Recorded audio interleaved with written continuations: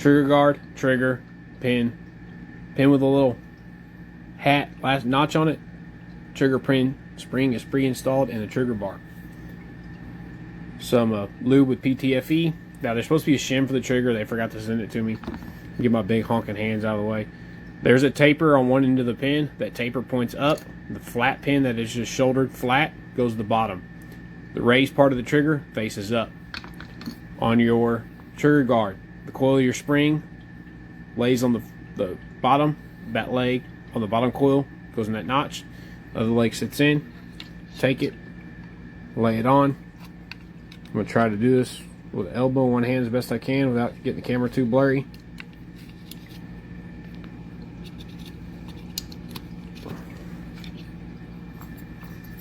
Alright, I had to do it with two hands. That's how trigger guard sits. Springs down the bottom. If it comes out that notch, the spring will be on the top. It'll be loose. There won't be any tension on it. Which we got tension, so we're good.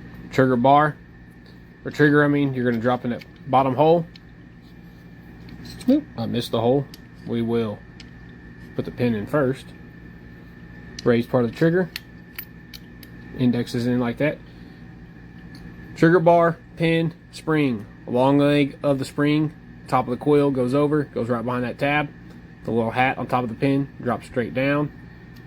You're going to put it in this hole, and as you drop it in, that short leg, get my hand away. As you drop it in, that short leg's gonna wind and stay behind the stainless bar. I'm gonna use two hands to put it on. I'll show you what the completed deal looks like. This tab will sit in this. Alright, we're done.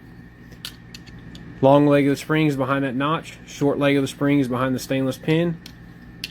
We are indexed on the sear with a hole in the trigger bar on that sear, as well as this tab is down inside this window in the barrel extension.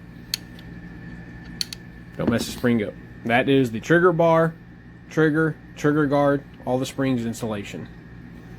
Off to the next.